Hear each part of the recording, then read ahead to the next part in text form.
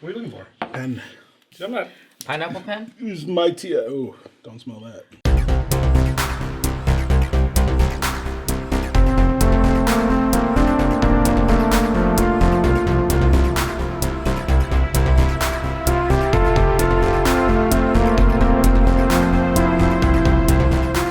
Welcome, Curiosity Public. I am Dutch. Jules here. Done.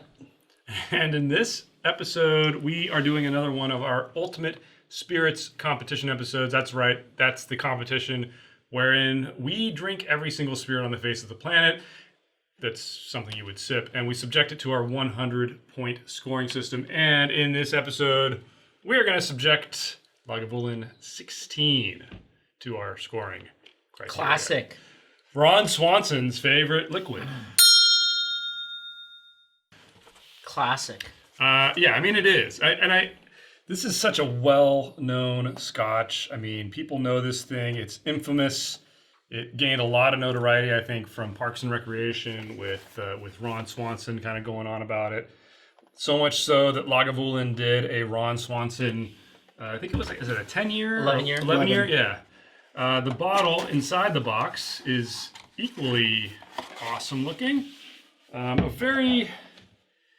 To me, this still feels iconic because when I first started to learn about what Scotch is, this was like one of the first quote unquote premium Scotches that I ever had. It was the. And it was so amazing. I mean, it was to me back then, it was like, whoa, 16-year-old islay Scotch. Like, what is that all about? And it's Is that how you talked when you were younger? Dude, totally. Totally. Even worse than I am now. Wow. Like, wait, I heard you talk that way yesterday. I know. But anyway, I mean, it's. I have a lot of fond memories of this. I don't know how you guys remember this in your past, but Same thing. I mean, for me, like the first time I ever had this was with my dad.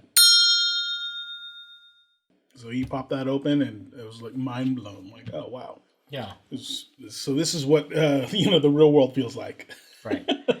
Yeah, I think I've had and unforgiving. I've had quite a bit of the line. I mean, I've had the Distillers Select and all the special releases and things like that. Definitely wonderful. I think whenever I think about this, I think of Porterhouse. I mean, Steak. Just Meaty. you want that big porterhouse, and you want a glass of this. Yeah. This is heaven essentially. All right, I'm gonna crack the cork, pop the cork. I hope I don't crack it. Don't crack it. And get us poured. Ooh, and Dylan's gonna give us some background on it. All right, so established in 1816, although some argue that the distillation goes back to 1742. It's located on the southern coast of Islay, and it's again one of the world's most famous Scottish distillers. It's part of Diageo, and it's one of the 6 whiskeys to make up the Classic Malts of Scotland series.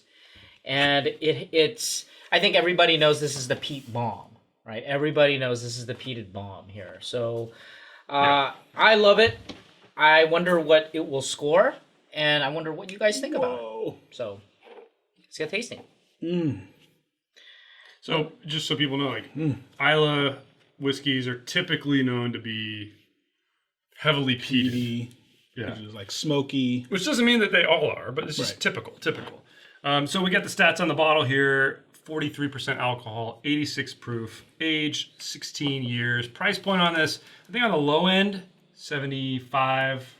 On the high end, If you're lucky. 90-ish. Yeah, more on average. Yeah. I think if you hold out for when the big box kind of warehouse stores get it, I think it's usually around $75 there. Really? Yeah, I you just get it don't for even pretty see cheap. it there. You can But score it pretty cheap.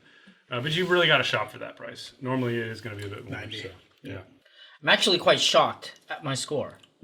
You already scored it, dude? I've barely finished nosing it. I know you like training wheels. You need a teddy bear. No, I like to give it the respect that it's due. This thing's been aging for 16 years, man. Yeah. I do give it respect. And you'll be blown away by the score. Crickets. I need a steak or a cigar.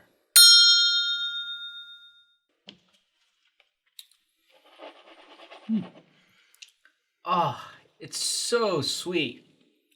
It's so sweet. It's funny you say that. It's sweeter than what I remember. It's like pomegranate and just Stop tainting. No, it's like starfruit. no. Dragon fruit? Dragon I'm gonna bring up a. Oh, like the thing in Yeah, that the- Anakin cuts it and feeds Yeah, it to whatever that Padme? is. Wow. Are you an angel? Totally. I'm pregnant. I can't believe you did the hand movements. Why'd you write $46 down? Oh, yeah, I don't know. I meant actually a percentage. That doesn't make any sense either, really. So I actually got this. 43. Yeah. So let's talk about the price here. I know that people are finding this these days for about $90. I got this for $60, Wow. and people look for that $55, the mythical $55 Lagavulin. I don't think you can find that anymore, but I did get it for 60, 65. So you missed that whole thing where Jules and I were talking about it? Oh, you guys were talking? Wow, I must have blocked you out. Oops. What else is new?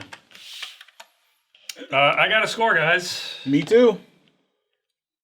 All right, so let's start our discussion out by talking about the good. All right, starting with the good. I'll kick things off if you guys want. I am notoriously bad with my nose, but the highest rating I had for this, or one of two highest categories I rated this, was on the aroma. I mean, just phenomenal. This is the kind of whiskey that I can just sit here nosing all day. Yeah. And a lot of people, I think, might have this preconceived notion of Lagavulin. You're just going to get that peat and that smoke. But man, there's so much going on here, and I just wanted to keep smelling it to try to pick out flavors. And I got this like overripe banana mixed in with the smoke and that touch of the briny peatiness. And I feel like there's more fruits in there that I could pick out with more time, but it's just so enjoyable. There's no ethanol burn. It is an intense peat, but I think it's extremely enjoyable. Yeah, no, I mean, for me, high marks on, it's, again, aroma like you, and it's drinkability, actually. I mean, this thing was amazing. I kept wanting to drink. And speaking of what Dylan's talking about, how you wanted a steak, I mean, yeah, me too. The thing that I kept being reminded of was like garlic butter, like the savory kind of thing that I wanted to put on meat and eat it with it. Yeah, it's like But rich. see, I think this is like just a salt and pepper ribeye. Oh no, total. Right. Oh yeah, there's definitely some brine though, like what you're talking about. So, but I mean, that made it really drinkable for me, and it's like I wanted to eat some steak. Yeah, I definitely love the beef reference. Yeah. The beef ribs, Texas Where's style the beef? beef ribs. I want to talk about the flavor. You have to talk about the flavor in this. I think I will admit that if you are a whiskey novice, you might feel like the peat is somewhat overwhelming, and I've heard that before. Personally, I think this is not as peaty as some of the other Islay that's out there. It's like its reputation really precedes it almost. Yeah. It overwhelms it. And I would say the best way I can describe the flavor is, I don't know if you guys grill or smoke meats. I know you guys eat a lot of salads and stuff like that, but I smoke and grill a lot. And, what I'll do is I'll get my smoker going, and I'll throw a bunch of fruit and, meats and all kinds of stuff in there. And it's just that smorgasbord that's coming at me. And it's like tasting these little things. I'm tasting grilled apricot. I am grilling peaches. I'm grilling bananas. I am grilling, dragon fruit. I am grilling watermelon. I'm getting everything like that, and I Grilled think watermelon's amazing. it's amazing. Even I would say a hint of grilled pineapple or smoked pineapple. It has that sweetness that Grilled breaks through. But smoked. Yeah, but smoked. Yeah. It's definitely there. And that's why it's so wonderful. And I gotta say, the finish is incredible. I think, and I would say, I would agree that, drinkability. And I gave it a perfect in drinkability. Because this is so smooth. This is incredible. This is an adult's drink. this is really something where you say, you know what, you want to take drinking to the next level. This is where you take. Wow, I think Ron Swanson came down and joined our panel here all of a sudden. I'm just trying to figure out how Dylan eats like this. Like, well, he's not at the grill. what are you doing there, buddy? I don't know. That's what Dylan was doing. All right, wow. Can't wait for the graphics on that one. Wow. Dutch. You have celery sticks. Man, I am a Puritan. A banana? I am appalled. All right, guys. Fox on thee, sir. Let's move on to the bad. All right, I'll kick things off again. There's not a lot of bad to talk about here, and it is nitpicky for me. The two categories that I was kind of the lowest on were actually the finish, which I just felt dropped off too quickly. I have the lingering smoke, but all of the fruit stuff kind of just disappeared after a second. The drinkability, I did mark it a little bit lower, but for a very specific reason. It's almost because of the intensity. Like this again, this is one of those drinks that I think is you need to focus on this. Yeah. And it commands your attention. And for me, drinkability means I want to keep having it, and I want to be able to have a conversation while I have. Here, you can hug the doll there. Yeah, this can get out of here. But anyway, I think that there is something to be said for something you can drink and maintain a conversation. I don't think I could do that with Lagavulin. I'm having a hard time talking right now, but this commands your attention. And despite the fact that that will make a lot of the other categories very high, for me, drinkability does come down just a touch because of that. Yeah, for me, the knocking point really is... so actually, I would attribute, with the items that you mentioned, I would attribute to more the complexity. I feel like the smoky peatiness just overwhelms it in too many areas. Don't get me wrong, I'm just nitpicking, obviously, because it was still very enjoyable, all that. But if I had to knock it, it's mostly on that. But I mean that is the flavor profile. You did knock it. I can see your score. Yeah. Yeah, that score is appalling. I mean, I would have to say, I said...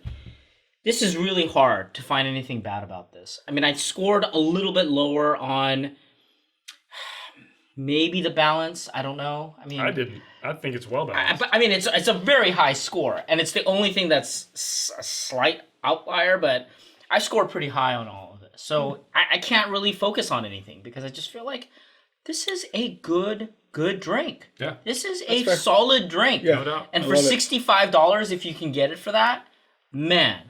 Yeah, amazing. Definitely. All right. Speaking of price, let's move on to the ugly. That's right. The ugly. This is where we talk about the non-flavor aspects of this. I think we could include the reputation almost. Yeah. But I love the bottle. Full marks for the bottle for me. Absolutely. Absolutely beautiful. I mean, there's a lot of nostalgia here too for me because it's just beautiful. And it brings me back to when I first started exploring Scotch. Value for me is actually pretty high. Yeah. You don't see this marked up usually. No. I feel like I can find it in that $70 to $80 range, and that, man, for the flavors you get, if you can luck out like Dylan and get it for the $50, $60, yeah, man. If I was getting in that range, tremendous value at that price. Yeah, I gave it perfect scores for aesthetics and value. I'm sorry, I skipped over you, but no, I wanted to agree and say I gave perfect scores for aesthetics and value. I know exactly. It's so good. Yeah. It's so good for 16 years. Top how marks, do you find that? Top marks for value, or top marks for aesthetics. I agree, but I gave it a 4 for value. Yeah, me too. Gave it 4 for value. Not 5. No, it's not perfect. Only because I also have seen it way overpriced, like at duty free and stuff. So, all right. Well, let's get our scores. And we do have a 100-point grading system across 10 different categories that include aroma, flavor, body, complexity, balance, finish. Why are you looking at me still? Uniqueness, drinkability, aesthetics, and value. We got through it. Eventually. And we give medal awards for everything above a 60, basically. So we got bronze, silver, gold, and diamond, which is our pinnacle. My score for Lagavulin 16 is it's solid gold 82.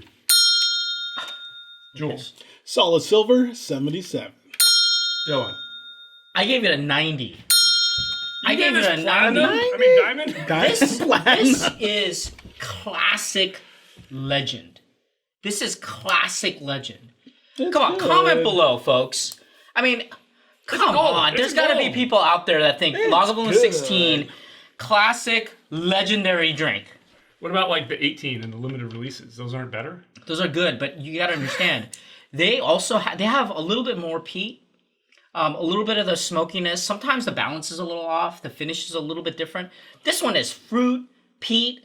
You get that kind of great balanced flavor, and it's you know, I think a firecracker though. Duncan save his breath. We're not changing our scores. The official Curiosity Public Ultimate Spirits Competition. Where does it land? Score Where for does it land? Lagavulin 16 is it's gold 83. Wow. Wow, That's respectable.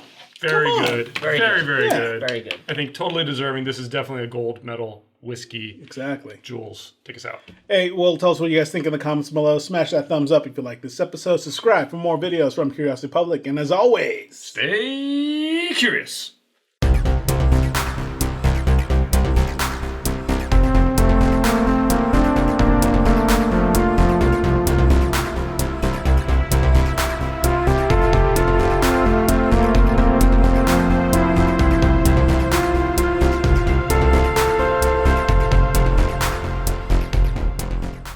Ron Swanson over here. 83, man.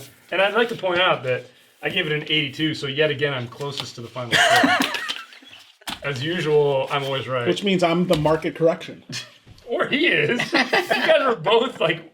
Oh, good one. Okay. Were you farting? We're going to turn the mic up and prove that it happened. But I'm bringing the peat. extra smoke. Courtesy of Dylan. Oh, God. Glad I'm done nosing it.